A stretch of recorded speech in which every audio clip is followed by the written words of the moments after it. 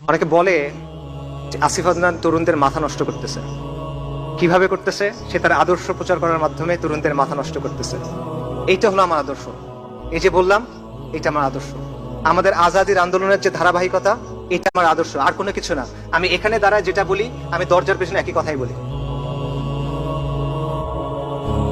আপনাদের মাথা নষ্ট হয়েছে?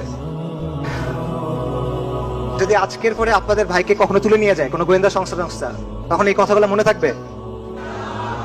কোনটা মনে থাকবে, আমার কথা নাকি আমার কথাগুলা? আমাকে মনে না থাকলে সমস্যা নাই, হাসবুনাল্লাহু ওয়া নি'মাল ওয়াকিল। কথাগুলো যেন মনে থাকে, কারণ এইটা আমাদের অতীত, এটা আমাদের ভবিষ্যৎ, এটা আমাদের বর্তমান। এই যে ধারাবাহিকতা, এটা আমাদের ডেস্টিনি। এটা ছাড়া আমাদের কোনো মুক্তি হবে না ভাই, সম্ভব না।